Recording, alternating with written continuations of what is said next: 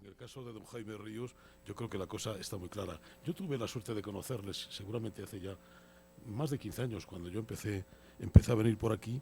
Bueno, he visto su trayectoria, me considero un colega suyo y sin embargo amigo, como se suele decir también en estos casos. Yo quisiera destacar del doctor Ríos, bueno, en primer lugar su capacidad de gestión, su amor impresionante por la investigación. Tiene el privilegio, para mí sería un privilegio también poder dirigir al centro puntero de toda Latinoamérica en el campo de la investigación bibliotecológica, pero tiene una última cualidad que yo sí quisiera destacar, y es que está abierto a todas las corrientes de pensamiento. Quiero decir que es valiente, abre nuevas vías de investigación, nuevas reflexiones. Hace unas semanas habló de bibliotecología y justicia social. Y hoy se atreve además con un tema impresionante, que es hablar de ética y de lectura. Yo en este sentido le admiro porque hace unas reflexiones pues inéditas, por lo general, es decir, que no tiene una única vía de investigación de la que nunca sale, sino que le gusta buscar nuevos linderos, nuevas corrientes, y eso indica que es un hombre de pensamiento y un hombre de reflexión, que al fin y al cabo es el prototipo de todo investigador. Muchas gracias. No, gracias a ti, No sé si Pepe. habré reflejado. Hombre, pues mereces un aplauso, ¿no? Pero el aplauso tú, no para mí.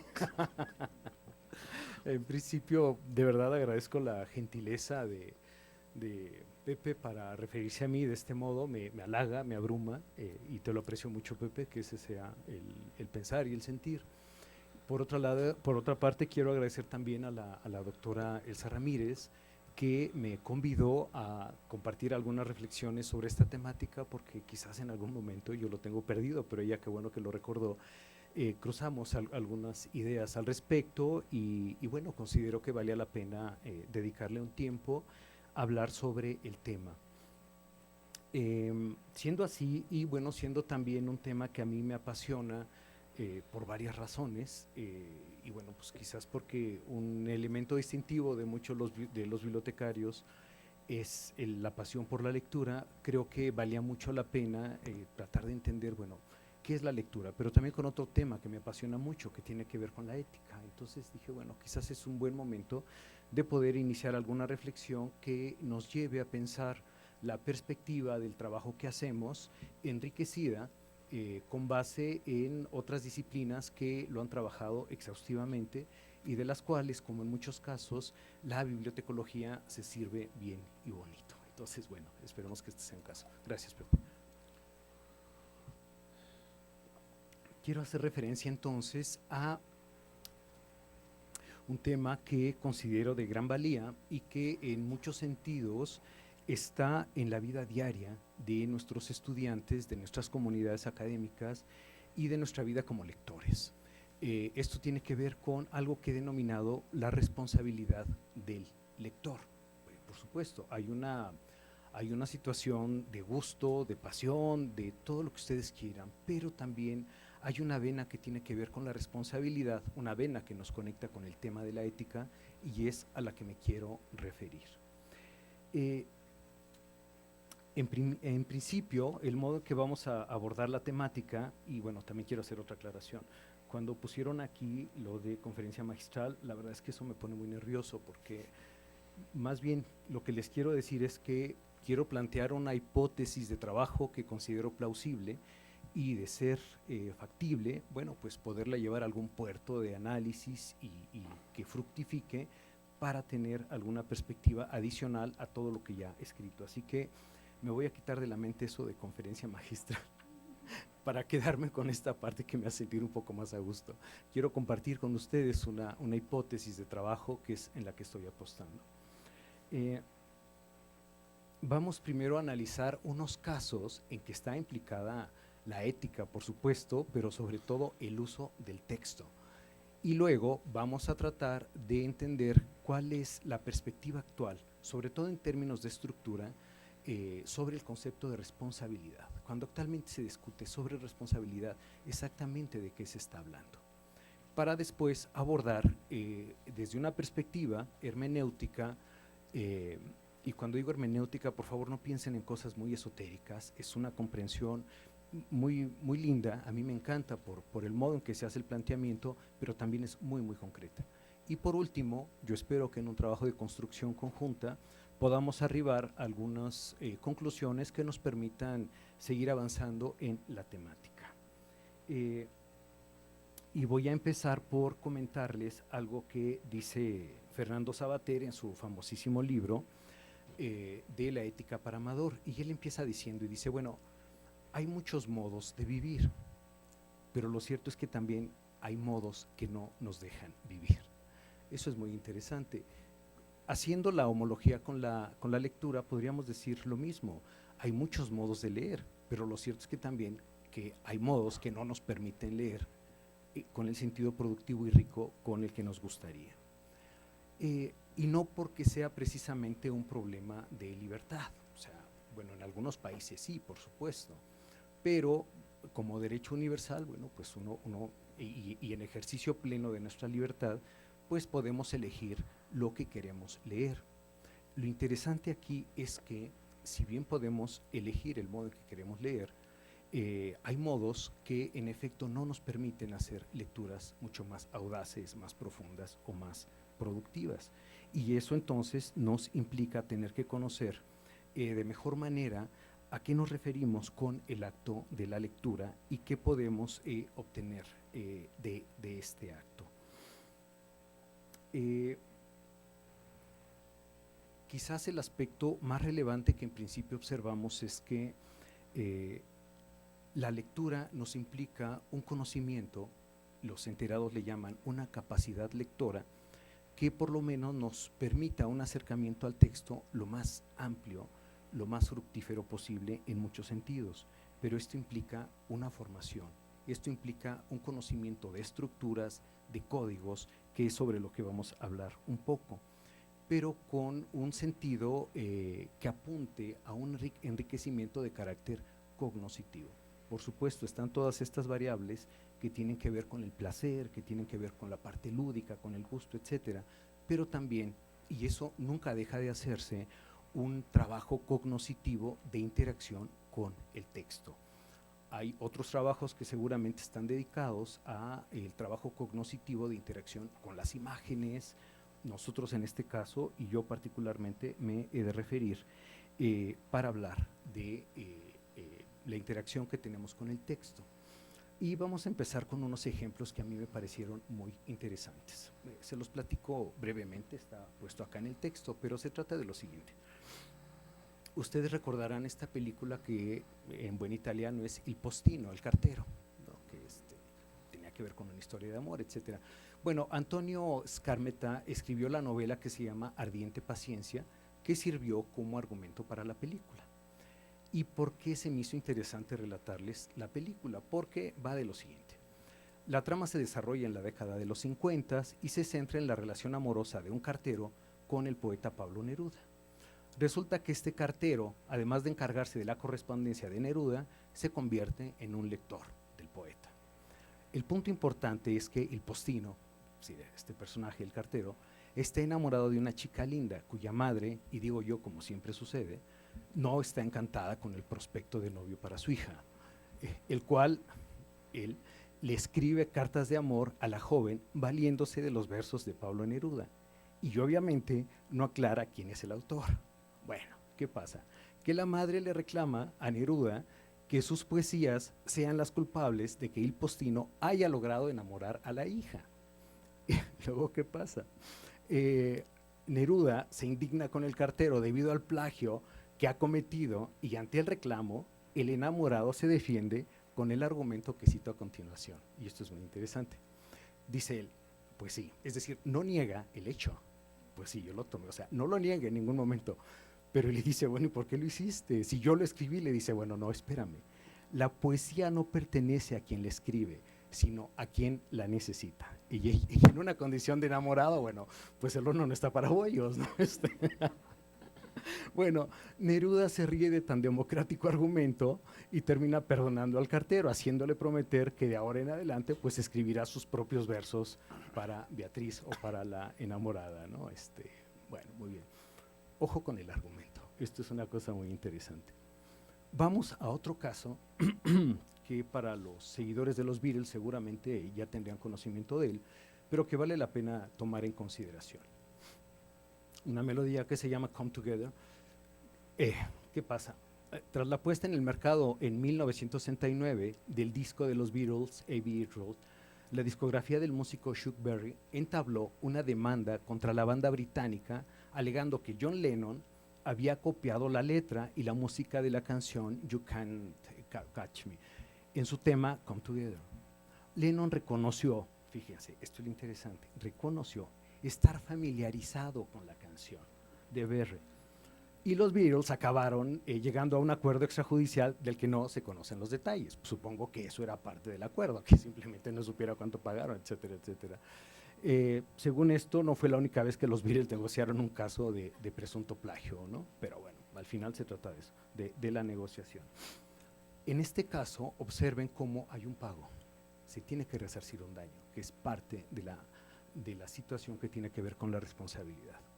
Vamos a otro caso que también me resulta muy interesante y que ustedes también conocen mucho, de George Harrison, una linda melodía que se llama My Sweet Lord.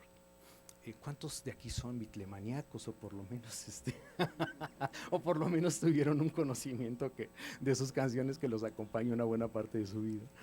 Bueno, pues resulta que My Sweet Lord fue el primer sencillo del disco en solitario del guitarrista de los Beatles y se tituló All Things Must Pass, de 1970. Una compañía de Nueva York, Bright Tunes, entabló una demanda contra Harrison, asegurando que la melodía de la canción era muy similar a la de He's So Fine, compuesta por Ronald Mackey y lanzada en 1962 por The Chiffons, se diría.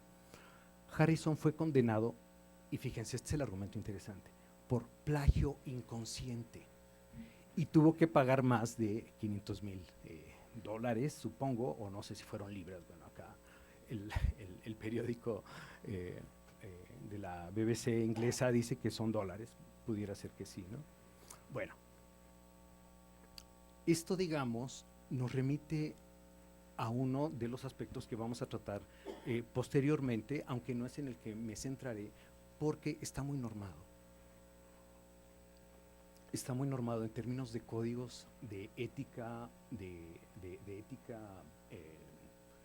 de cómo trabajan los músicos, está muy normado en términos legislativos y en términos punitivos, y da, por supuesto, todo esto estamos hablando de que, bueno, con la excepción de la película, pues terminan en juicios, ¿no?, que implican dinero, que hay que resarcir daño, etcétera, etcétera. Entonces, digamos, toda esta parte está muy normada.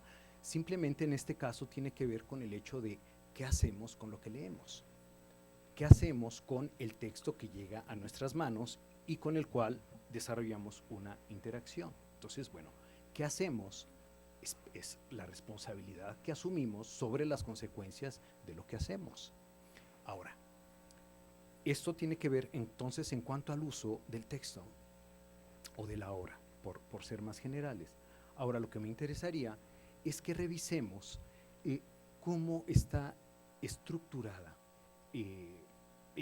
modernamente hablando, la concepción de la responsabilidad, para que sobre esa base ponemos ahí una pausa y después vamos a meternos a hablar sobre el acto de la lectura en sí, y tomados todos estos elementos lleguemos al punto final acerca de, bueno, mi responsabilidad como lector, ¿cuál es? Entonces, bueno, una parte ya la apunté, tiene que ver con el uso de lo que se hace respecto al texto o la obra, que eso está perfectamente normado, establecido, etcétera, etcétera. La otra parte, la parte subjetiva, la parte del trabajo del lector, la parte del trabajo de construcción y, para ser más exactos, de comprensión que desarrolla el lector, ¿esa cuál es? ¿Esa cuál es? Ok, vamos a verlo de este modo. Quizás a ustedes les sorprenda saber, algunos, a otros quizás no tanto, que ha sido la Ilíada, ha sido la Odisea de los textos canónicos donde todos los estudiosos de la ética y de la moral han sacado una tajada verdaderamente bellísima para tratar de explicar los diferentes conflictos que en términos de moral y ética se presentan. Del estudio de todos estos textos, más lo que han sido las discusiones durante siglos, se ha podido establecer una estructura respecto a la responsabilidad. No basta tan solo, como nos dice el diccionario de la Real Academia Española, que ¿Qué significa la responsabilidad? Bueno, pues que si alguien se hace responsable, o para decirlo de modo sintético, que alguien se tiene que hacer cargo. Ese es solo un aspecto de la responsabilidad. Entonces, en realidad los estudiosos nos hablan de 4 elementos estructurales que componen la responsabilidad. ¿Cuáles son estos elementos? Se habla de causa, y la causa normalmente se atribuye a un sujeto, es decir, alguien que hizo algo, punto. La otra, se hace o no con una intención, que esto también es un debate terrible, o sea, pues sí lo hice, pero no tenía la intención, o si lo hice con la intención, etcétera, etcétera, etcétera. Eso, ¿qué situación provoca? Y derivado de esa situación, ¿quién responde por esa situación? Por ejemplo, actualmente en los estados modernos, nosotros podemos observar que si hay alguna desgracia de la naturaleza, porque afecta a algún pueblo, a algún lugar, y aquello que echa un desastre, bueno, está bien, es un hecho natural, pero ¿quién responde de eso? Pero ¿quién responde de eso? Y entonces, bueno, el Estado viene a jugar un papel fundamental, porque independientemente de que haya sido la naturaleza, a la cual no le podemos atribuir una situación de conciencia, pues sería absolutamente ilógico, alguien tiene que responder de eso. Este asunto de quién se hace cargo y quién responde por eso son elementos, por ejemplo, que en nuestro estado moderno son muy claros, pero que en la antigüedad no existían. No es que estos elementos no estuvieran claros, estos 4 elementos, según dicen los estudiosos, han estado claros desde que Aristóteles y desde que las tragedias, etcétera, representan los dramas humanos y los conflictos de nuestros valores con respecto a nuestras acciones, de nuestras intenciones con respecto a nuestras consecuencias, y por último, lo que los sujetos les queda hacer respecto a ello. Bueno, ¿cómo podríamos decir que pudiera ser el argumento actualmente? ¿Cómo se traduce todo esto en un párrafo que pudiera tener alguna inteligibilidad? Pudiéramos decir, en virtud de lo que se hizo, alguien ha provocado una situación, en este caso mala, que ese alguien tuvo o no la intención de provocar esa situación, que estaba o no en estado normal cuando lo provocó. ¿Se acuerdan lo que decía este hombre que estaba en un estado así, un poco raro, ¿no? Cuando escuchó la melodía y por ahí se la pirateó. Entonces, que estaba o no en un estado normal cuando lo provocó, y que es asunto suyo, si acaso es de alguien, compensarla. Vamos a frasearlo de otro modo para que quede más claro. En todas las partes, los seres humanos ejercen sus acciones, hacen que pasen cosas, y a veces quisieron esas cosas y a veces no las quisieron. En todas partes, el agente u otros que sufren por lo ocurrido, o ambos, lo lamentan o lo deploran. Y cuando esto sucede, tal vez se exige que el agente responda de algún modo, y esta exigencia puede venir de sí mismo, de otros o de ambos, cuando todo esto sea posible. Entonces, lo que nos dicen los estudiosos del tema es que no hay una sola teoría de la responsabilidad. Sin embargo, los elementos estructurales que componen esta perspectiva en las diferentes épocas se matizan de un modo u otro, pero para decirlo de modo doméstico, es el mismo tono, la tonada es la que tiene sus variaciones, y en algunos aspectos se hace énfasis, en otros no, en algunos es más nítida una cosa, en otra no, pero la estructura está definida.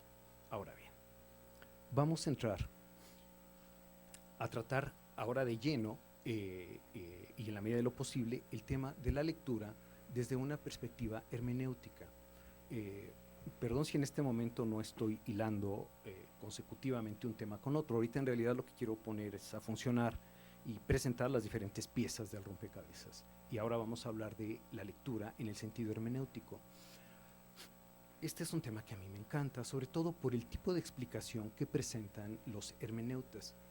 Y sobre todo a partir del texto de Heidegger, del ser y el tiempo, esto se ha logrado clarificar de un modo absolutamente hermoso,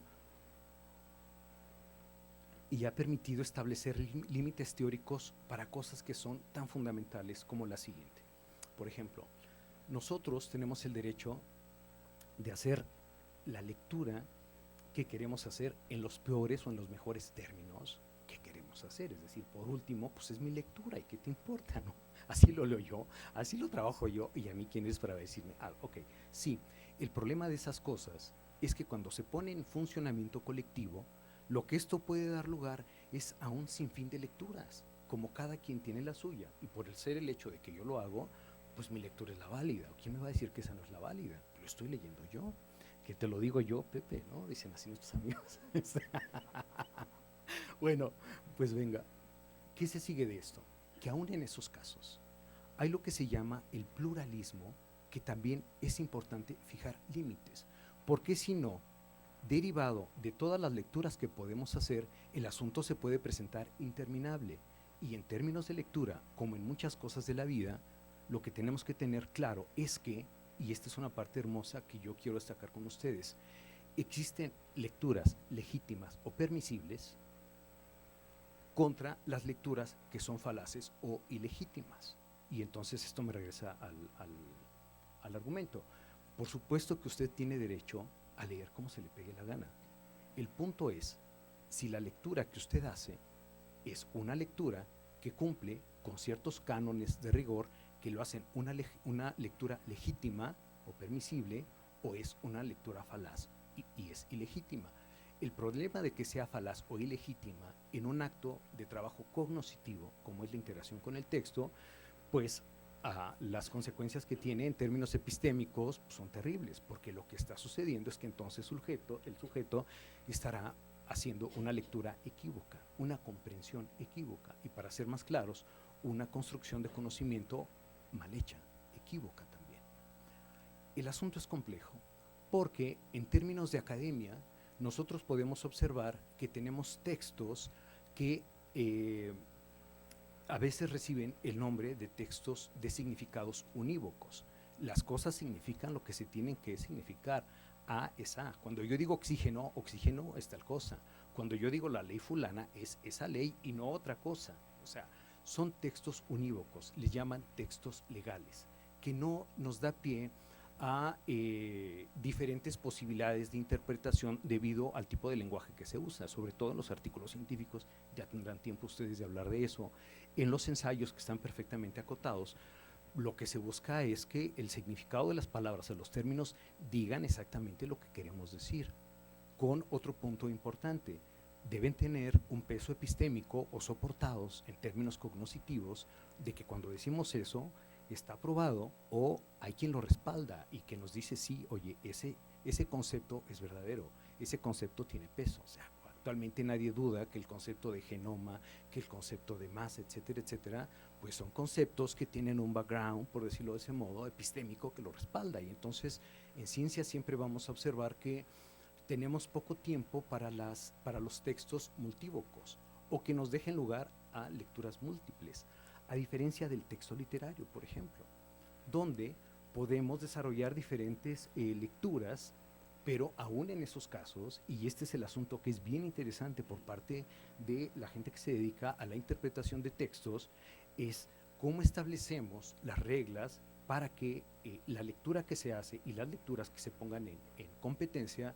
respondan o tengan este carácter de lecturas legítimas. ¿Por qué? Porque estamos en contra de aquellas lecturas que son falaces o ilegítimas, y lo que nos interesa es enseñar a interpretar de modo legítimo, de modo que responda a normas. Es decir, aquí en todo caso la sorpresa es saber de que, no se trata de leer pues como yo quiera leer. Bueno, sí, en principio, pero hay normas que te ayudan a seguirlo trabajando. Pepe, no puede ser, vamos agarrando cuerda. Estamos extasiados, pero... O hastiados, Pepes. Es extasiados o hastiados, pero bueno, en fin. De todos modos, creo que estamos en el tema. Conviene saber, pues, que entrados en gastos, la perspectiva de los hermeneutas lo que nos dicen es, en esencia, lo siguiente. Se ha desarrollado lo que se llama el círculo hermenéutico de la comprensión. Es decir, cuando leemos, en realidad lo que hacemos es un trabajo de comprensión. Este trabajo de comprensión, ¿cómo se desarrolla? Y lo que los hermeneutas encontraron, y sobre todo la explicación que nos da Heidegger, es que este trabajo de comprensión se compone de dos pasos, que son muy simples, que son muy sencillos, pero que claro, y en el análisis resultan muy complejos. que trabaja con dos reglas. Y la primera es, solo se pueden comprender los detalles de una obra mediante la proyección de un todo. Es decir, necesitamos una idea inicial, una intuición, que nos permita ser el soporte para poder ir comprendiendo los diferentes elementos que están contenidos en la obra o en el texto. Y luego viene la otra parte, por eso es el sentido circular. Solo se puede alcanzar una visión del todo mediante el estudio de las partes. Entonces, esto es muy interesante porque significa que siempre que abordamos un texto, y bueno, esto ya, insisto, será materia de todos los que han trabajado esto de modo mucho más amplia, siempre vamos a observar que hay elementos estructurales que nos ayudan a formular nuestras primeras hipótesis sobre el texto, o este primer sentido al cual vamos a articular todo el conjunto de detalles con el que se va armando la obra, con el que se va armando la lectura. Y luego, por el contrario, en la medida que nuestra hipótesis o nuestra expectativa nos permite ir avanzando, vamos a ser más cuidadosos respecto a los detalles para ir verificando la validez de nuestra expectativa o de nuestra hipótesis que hemos construido respecto al texto. Entonces, claro, esto a los investigadores nos puede resultar muy interesante, porque en realidad es como vamos trabajando siempre en nuestras investigaciones, ¿no? Y existe esa analogía. Ahora bien, lo anterior implica la formulación de creencias que hacen ajustar las partes dentro de un todo, o si ustedes quieren, hipótesis para comprender que verificamos, modificamos y refinamos mediante el ir y venir entre los aspectos de cualquier estado de cosas y nuestro sentido de su configuración global. Entonces, necesitamos una idea para comprender las partes y necesitamos revisar las partes para afinar la idea. Pero no son trabajos que se puedan hacer de modo autónomo, están implicados en un momento u otro.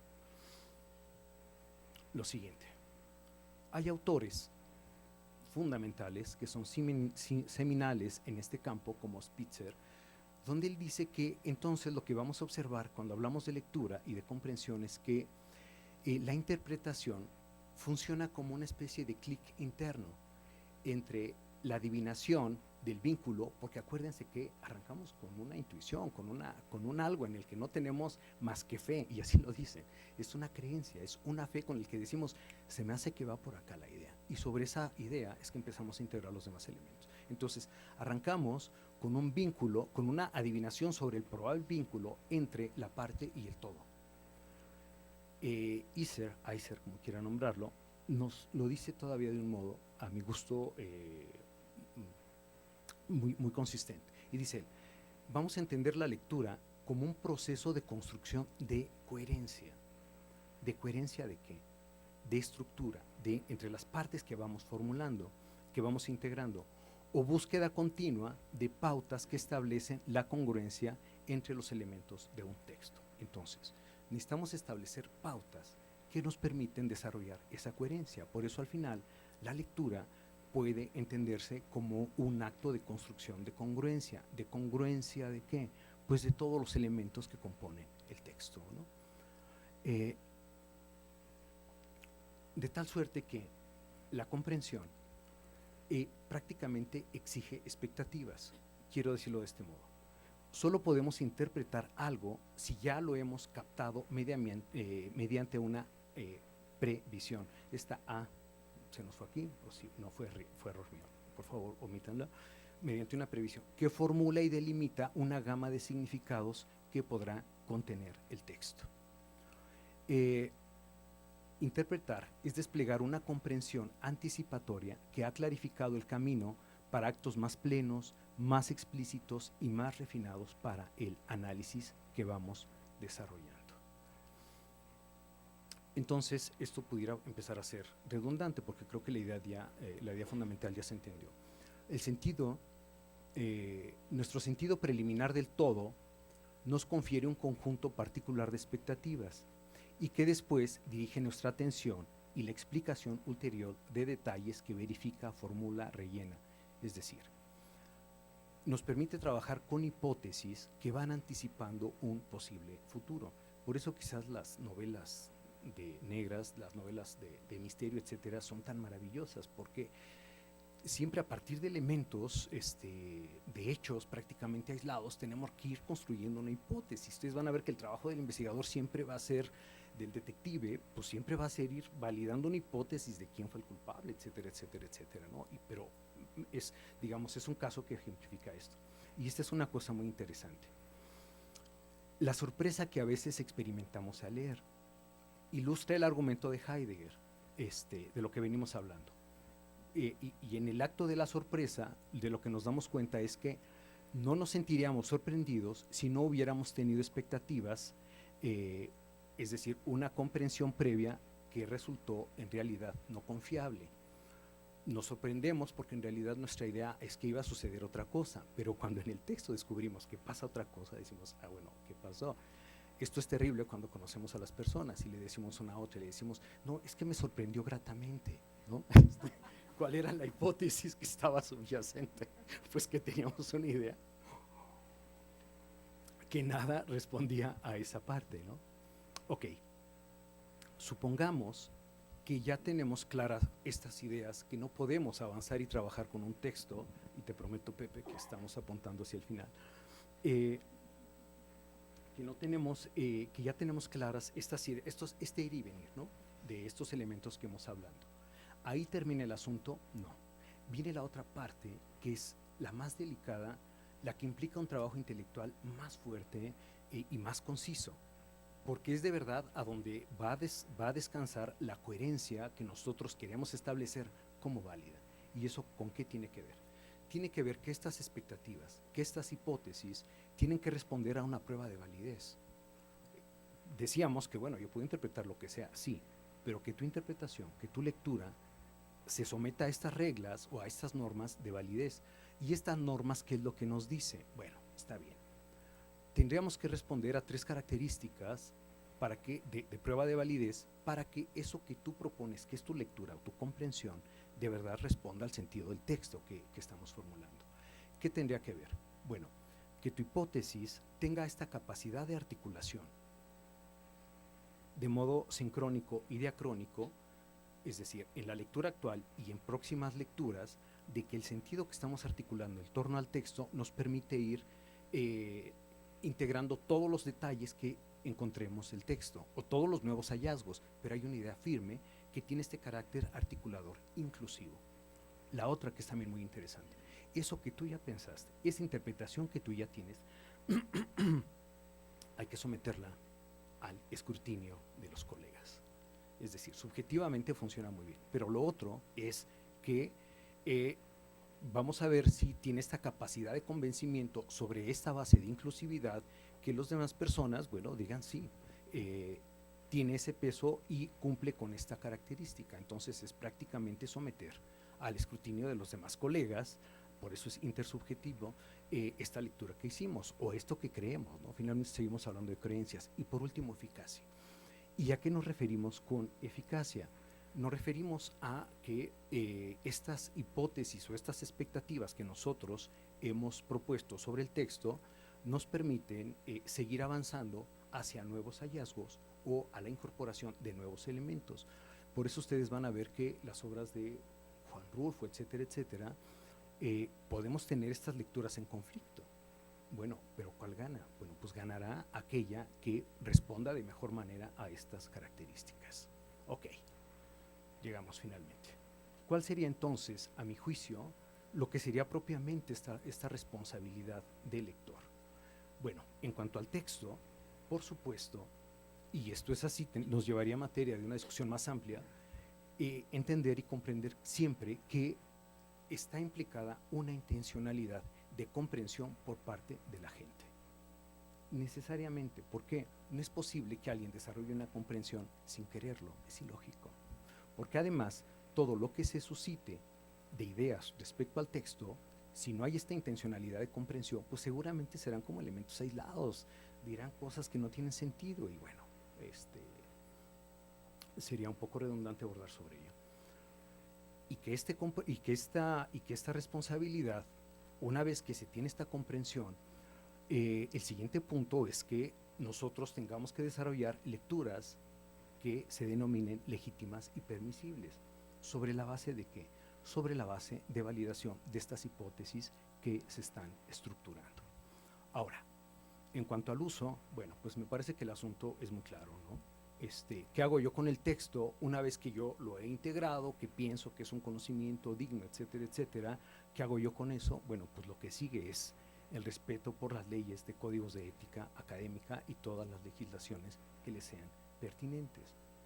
En síntesis, creo que cuando hablamos del lector en interacción con un texto, es importante, es importante conocer en términos de su estructura lo que el texto nos brinda y sobre esa base la construcción fina, elaborada y que nos garantice del modo más rico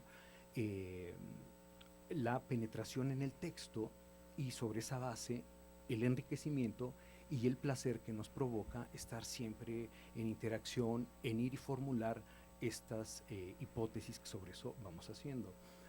Termino diciéndoles, hay un escritor mexicano, no recuerdo ahora su nombre, pero por ejemplo él dice que cada año hace una lectura del Quijote y que cada año encuentra cosas nuevas.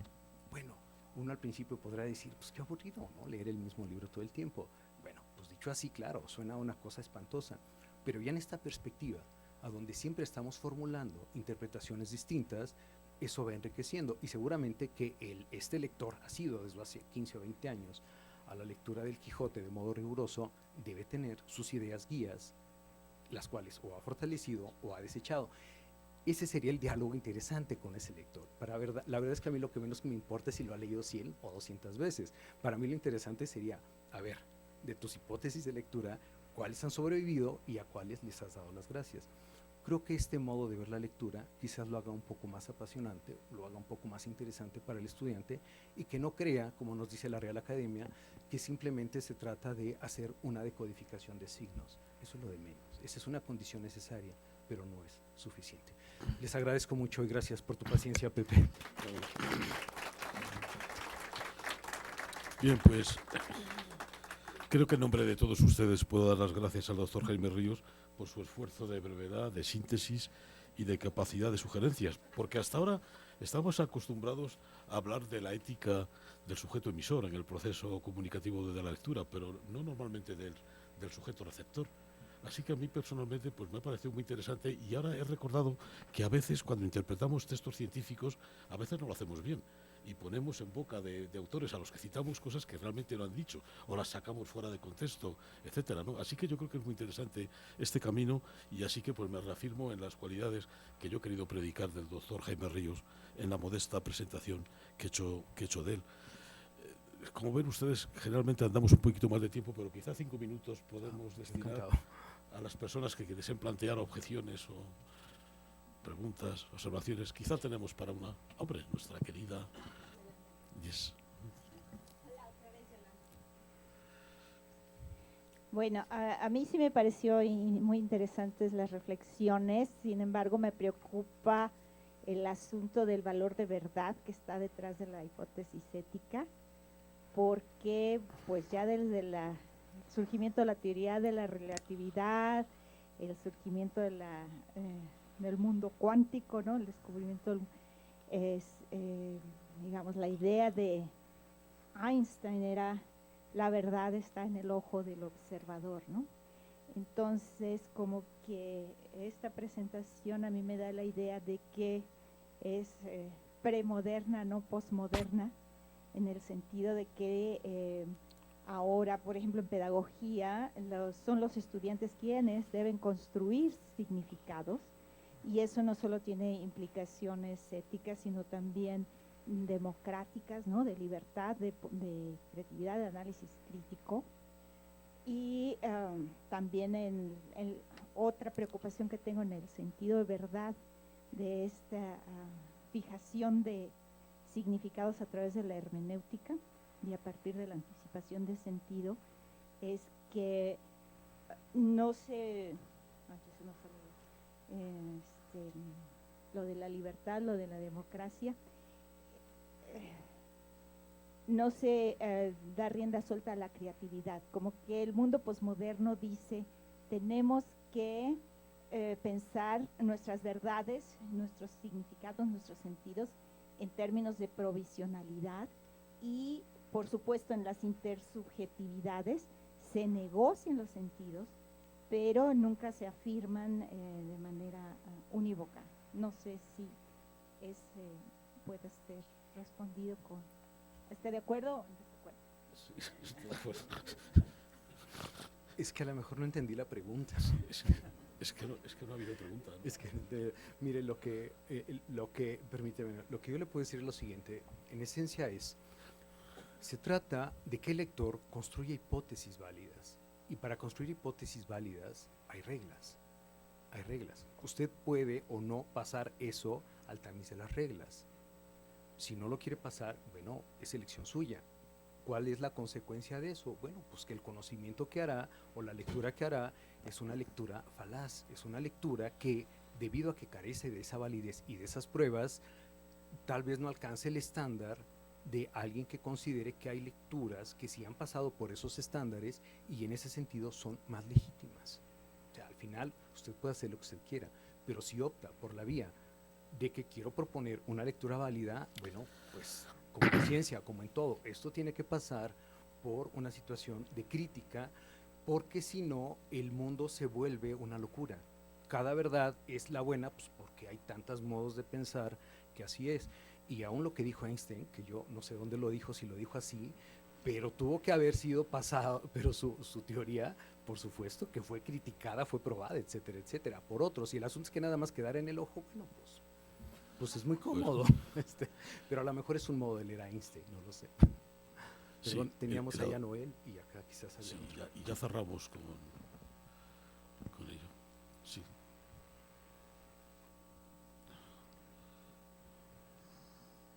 Un poco en el mismo sentido, en ese acercamiento lector-autor, el lector se acompaña de una experiencia, de una ideología, de un contexto y un propósito. Esto quiere decir que su lectura no es igual a la que puede tener otro lector. Incorpora algo más y puede ver inclusive algo que el autor lleva detrás de lo que dice. Y esto es importante, entonces habría más de una interpretación. Esto es válido, aunque tenga las normas, siga las normas, su bagaje, su propósito, su contexto, su intencionalidad están aportando una interpretación diferente. En este camino, Noel, qué bueno que lo mencionas, hay dos perspectivas.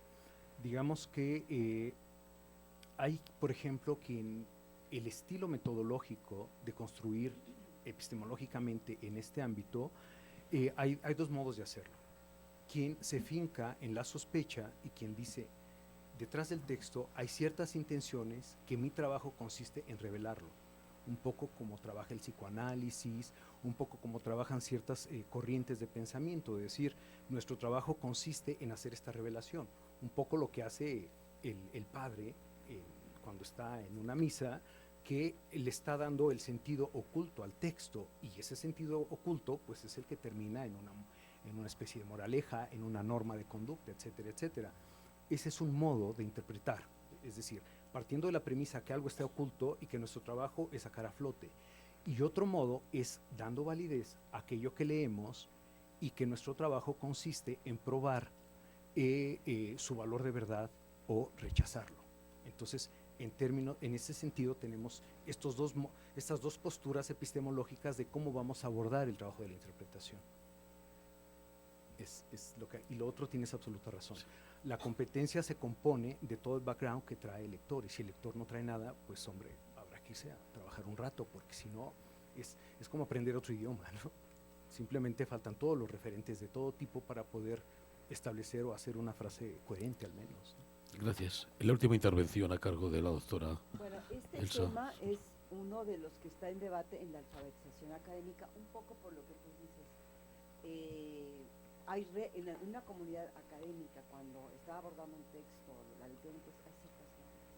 Tú no puedes decir, mira, para mí la física es lo que se me antoja. Porque como tú bien dices, ya hay una serie de conocimientos, de hipótesis, en fin, probadas, sustentadas, y tú no puedes leer un texto así, sin reglas, y como dice también Roland Barthes, siempre hay una estructura. O sea, aunque aunque la rompa siempre vas a llegar a una estructura, y en este caso los entornos académicos te la dan. No es tan fácil decir, bueno, léalo libremente. La literatura, bueno, pues sí, pero aún cuando tú estás en crítica literaria, tampoco es así de que lo que a mí se me entiende. Entonces este es todo un tema en el entorno de la alfabetización académica. Me pareció que sin ponernos mucho de acuerdo, abre también al tema de la siguiente mesa de participación. Y que para concluir es el asunto, ¿esto a qué nos obliga? Pues bueno, nos obliga precisamente a conocer la estructura de los textos con los cuales interactuamos, porque se presentan y se desarrollan de modo distinto. Entonces, claro, si queremos incrementar nuestra capacidad cognitiva, esto nos remite al problema de también que conocer el objeto con el que vamos a trabajar. Bueno, Bien, pues bueno, muchas gracias. Gracias. Bueno, hay una ética de la interpretación y una ética del uso. ¿No es así? Pues sí. Bueno, pues muchísimas gracias a todos. Y ahora damos paso, ya para terminar, a la ponencia número 2, que va a ser moderada por el maestro Noé Angulo Marcial, al cual le solicito, por favor, que se acerque aquí. Muchas gracias a todos ustedes.